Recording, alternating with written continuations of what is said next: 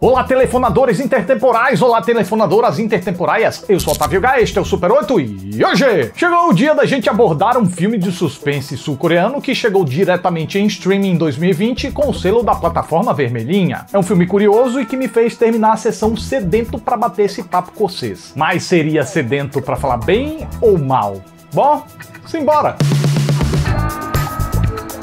Qual operadora se usa pra ligar pro futuro? Você sente falta da época em que pedir telefone era paquera e não assalto? Cadê meu chip, Pedro? Tudo isso e muito mais agora! Depois de perder o celular, uma moissola começa a receber estranhos telefonemas de uma outra moissola que tá se queixando que sua mãe quer matá-la. Sem saber se leva a sério ou não, a primeira moissola vai se aproximando da segunda até perceber que elas têm um vínculo muito esquisito. E lembrando que esse vídeo tem duas partes. A primeira eu vou fazer uma análise sem spoilers, ou pelo menos o mínimo possível de spoilers. E na segunda eu vou dar minha interpretação para os mistérios do filme, e aí vai ter spoiler a rodo.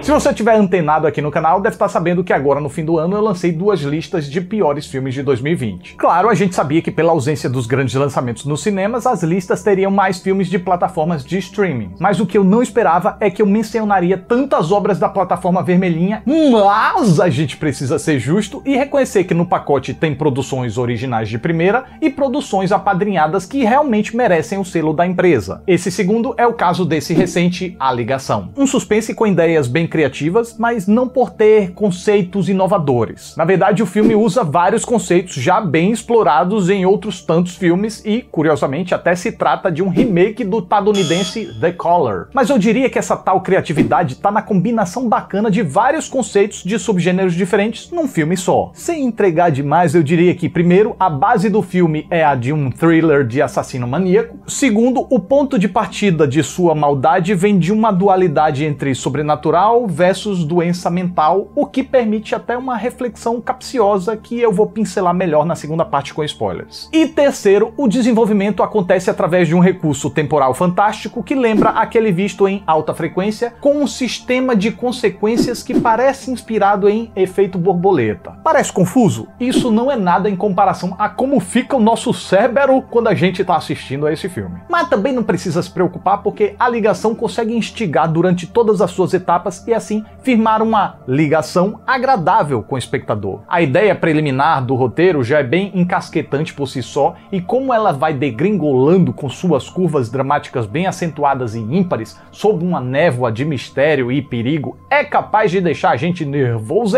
e envolvidaço para descobrir o que caboja está acontecendo a princípio, para onde isso vai levar e como tudo vai se resolver. O que revela uma separação bem pensada dos três atos, que aqui servem não só para separar os momentos da trama, como também para oferecer sensações de encasquetamento diferentes para introdução, desenvolvimento e conclusão. E se o roteiro usa a fantasia para estabelecer uma conexão direta entre duas linhas do tempo separadas por 20 anos, a direção do mesmo camarada entrelaça muito bem as duas narrativas paralelas como se fossem conectadas fisicamente, traduzindo em linguagem cinematográfica aquilo que o roteiro estava sugerindo com seus acontecimentos. Com isso, dá para notar que o compadre na direção tem sensibilidade o suficiente para visualizar como o filme pode ficar depois da montagem e assim possibilitar um dinamismo show que ainda use e abusa de rimas visuais e temáticas super cabíveis, vale dizer. Desse jeito, as duas personagens principais não só parecem conectadas temática e conceitualmente por causa dos eventos do roteiro, como também elas aparentam estar visualmente conectadas, mesmo sem interagirem no mano a mano. O que não fica confuso por causa de mais uma acertada decisão técnica. Dessa vez, um singelo acerto da fotografia ao dar tons diferentes para cada narrativa. Numa delas, o filtro amarelado pinta cenas com um aspecto que combina com a personalidade efervescida e ativa de uma das moças, enquanto na outra narrativa paralela, o azulado domina para ressaltar o lado calmo e passivo da outra e também ressaltar uma certa melancolia. Disparidade de tons essa, inclusive, ajuda o cineasta a não precisar de cartelas ou outros recursos para explicitar qual época a gente está acompanhando em cada momento. Na verdade, em muitas ocasiões, o danado intercala lá e cá para deliberadamente embananar nossa cachola e assim ele aproveita para fisgar o nosso envolvimento. Porque, veja bem, a gente já tá intrigado pelos acontecimentos do filme, mas quando certas reviravoltas podem exigir um tico mais de atenção pra gente captar bem, o diretor pouco antes disso usa intercalações rápidas pra nos confundir sobre as linhas temporais e assim a gente foca mais pra se situar. No que a gente foca, a gente entra mais no filme e se torna mais suscetível aos seus acontecimentos. E como essa confusão acontece na nossa cabeça de forma controlada, rapidamente os acontecimentos e a própria fotografia voltam a nos guiar sem que o filme precise explicar de forma óbvia e a gente não relaxa mais porque a história faz com que a gente continue presinho lá dentro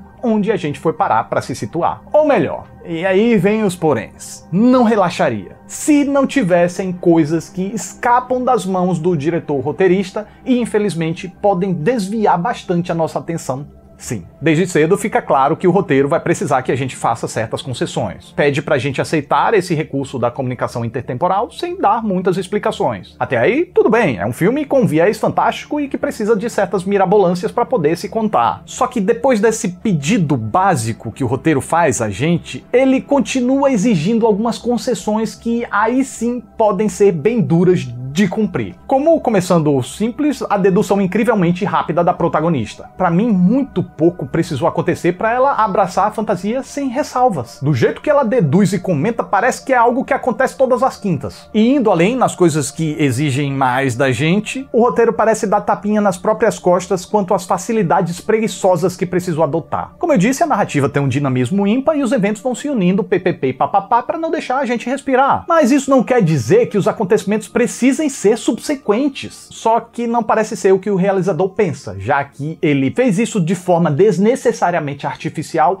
ao colocar acontecimentos drásticos convenientemente quando precisava que eles acontecessem. Ah, alguém vai morrer? Ih, já é amanhã. Ah, alguém vai tentar te matar? Ih, já é hoje à noite. E isso é um claro atalho para A, manter o ritmo da narrativa e B, gerar emergência para que as personagens não possam se programar e tenham que agir no improviso, rendendo assim cenas tensas. E uma pena, porque isso podia ser contornado de um jeito menos conveniente. Bastaria o diretor/roteirista queimar alguns neurônios para encontrar saídas mais convincentes. E para manter o ritmo ainda tem outra coisa chamada passagem de tempo. Através de recursos de montagem e ou filmagem, pode-se deixar claro que o tempo passou, espaçando melhor os acontecimentos, o que faz com que esses surjam de forma mais natural e sem perder o ritmo. Mas tá tudo bem, porque a gente ainda não chegou no que mais me distraiu, que foram certos detalhes incorporados na premissa. Ok, o paradoxo da mudança de futuro, blá blá blá, eu compro de boas, mas não dava pra ter uma maior consideração com as lógicas internas? Eu tô falando da localização da protagonista após as mexidas de pauzinhos. O diretor capricha nos efeitos visuais, que dá aquele impacto quando as mudanças acontecem,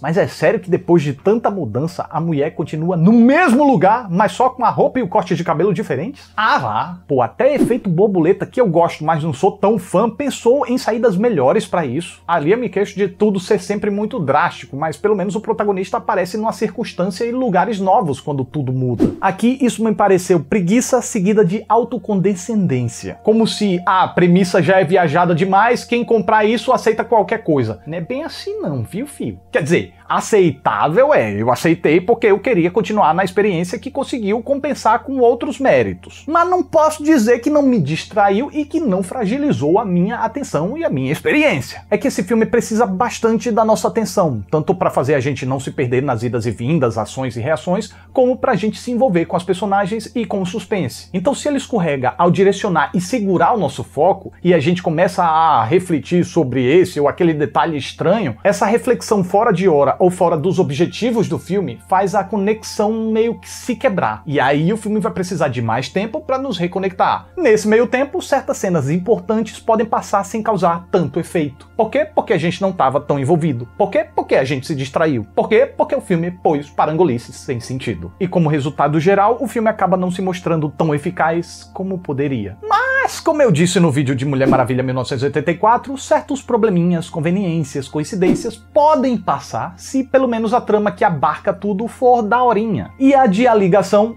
é muito da hora. E lembrando que ainda tem vários acertos de direção, montagem, fotografia, a trilha sonora que eu não mencionei até por ser mais discreta, no entanto sua descrição é perfeita para sugerir o tom sem se intrometer demais. E eu não podia esquecer das atuações também. A gente tem aqui duas contrastantes performances e retumbantes de tão convincentes. Uma hipnotiza com seus ímpetos tempestuosos e exóticos, o que ela explora com uma expressividade assustadora, e a outra conquista nossa simpatia facinho com seus sofrimentos e reações pra lá de genuínos. Claro, não é por ter tantos acertos que os probleminhas passam despercebidos. Pelo menos não passaram por mim, o que ficou claro, e até impediram a obra de ser mais fascinante, mas eu admito que não chegaram a comprometê-la.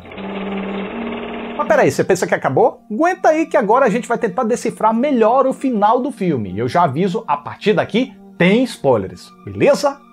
Já é. Ok, no meu entendimento, a premissa do filme funciona assim. Através do telefonema, que, como eu disse, o filme não faz questão de explicar como funciona, e nem precisava, as duas personagens principais estabelecem uma comunicação entre 1999 e 2019. Entrando nessa fantasia, o filme me fez entender que as duas linhas do tempo correm paralelas e simultâneas. Então só quando de fato alguma coisa acontece no passado, ela pode surtir efeito no presente. É por isso que quando a mina do presente olha no caderninho da polícia, ela nota ele mudar. Não mudou da última vez que ela interferiu ao se comunicar com a doida lá do passado, mas apenas quando paralelamente o passado chegou no ponto em que aquele fato seria mudado. Duas narrativas juntas, alguém escreveu no caderninho e mudou, aí sim isso faz efeito. Não antes, tipo, quando ela interferiu, aí isso aqui já automaticamente mudou o presente do futuro das coisas dela. Ou pelo menos, teoricamente, seria isso, porque pouco mais à frente a mina lê no caderninho que a mãe dela usou o telefone no passado e só um pouco depois a gente vê o polícia escrevendo lá o que ela acabou de ler. Ou seja, mudou quando? Quando é que muda as coisas de fato? A é quando ela se comunica na ligação, B é quando de fato as linhas do tempo se coincidem, elas estão simultâneas lá, pô, mudou aqui, pô, fez efeito, ou é C, quando o roteiro e a direção querem que mude, para causar o impacto na gente. Licença poética? Furo? Chame como achar melhor. Eu vou seguir nessa linha de raciocínio da coisa simultânea e paralela, tá bom? Beleza, a história começa, a mina do presente conta pra doida coisas que naturalmente aconteceriam e, sabendo dessas informações, a doida muda o passado, o que faz efeito no presente. Primeiro, enquanto ainda não despirocou de vez, a doida salva o pai da mina do presente. Depois, essa mina adverte que a mãe da doida vai matá-la. Aí, no lugar, a doida mata a mãe e começa a desenvolver gosto e facilidade para essas coisas de matamento, assumindo a persona que sua mãe tanto temia. E aqui cabe aquela reflexão que eu mencionei, lembra? A mãe acreditava que ela tivesse alguma entidade demoníaca no corpo, mas será mesmo? Será que ela tinha um capiroto e era naturalmente perversa? Ou será que foram as torturas físicas e psicológicas que ativaram a falta de empatia e o ímpeto por violência? Em outras palavras, ela ficou má porque sofreu ou sofreu porque já era má? No que você mais acredita? Na vertente psicológica ou na sobrenatural? Show! Continuando. Percebendo que a doida se danou a fazer maldade, a mina do presente entrou numa cilada que não tem como sair. Para evitar isso, a mina do presente tenta enganá-la de alguma forma ou contornar essa situação. Mas a cada interferência que ela tenta fazer, a doida do passado escapa e fica mais tererê da vida ainda. E assim elas chegam numa circunstância em que a doida sobrevive, não vai presa e segue a vida na assassinação. Tanto que a casa tá cheia de geladeiras, provavelmente para preservar os corpos.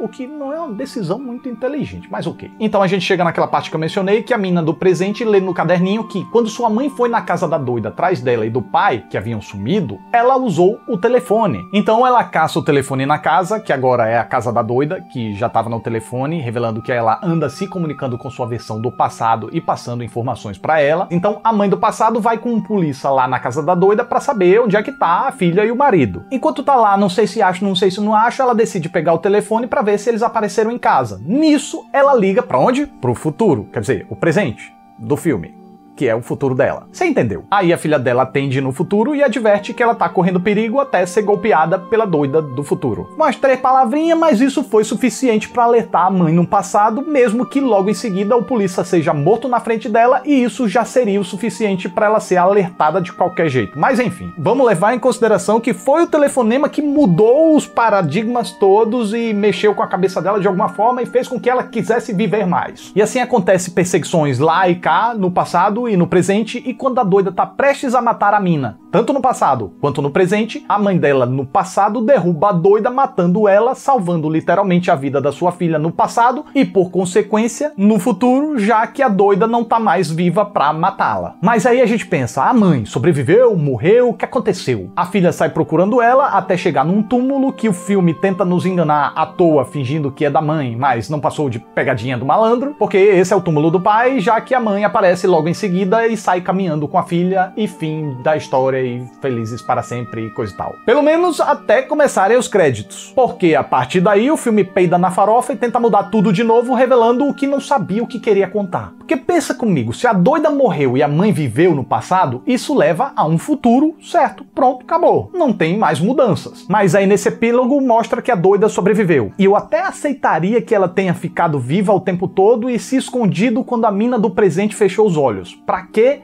Não faço ideia, mas até aceitaria que fosse possível. Mas a mãe sumir do nada no presente? Que? Mas Kika Borges, não é como se o futuro, o destino, não soubesse o que aconteceu no passado e mudasse de ideia. Ah, não, ela sobreviveu. E muda tudo aí, ó. Muda tudo, muda geral. Se a mãe viveu, viveu. Se morreu, morreu, gente.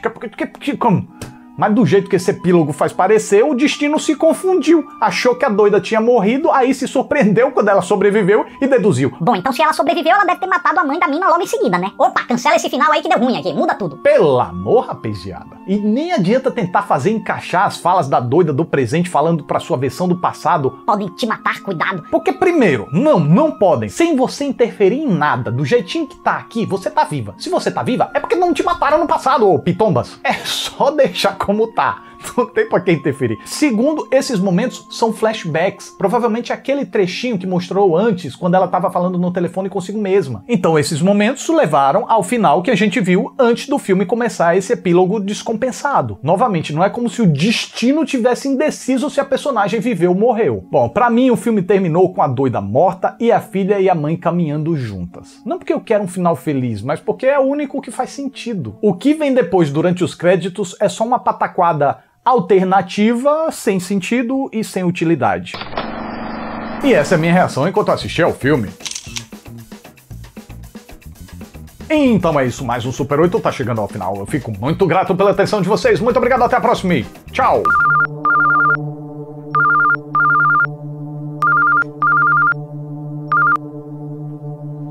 Boa tarde, senhor Otávio. Meu nome é Jubileia, eu sou consultora de negócios da investidora Só Quer Seu Dinheiro. Tudo bem com o senhor? Agradeço a sua atenção.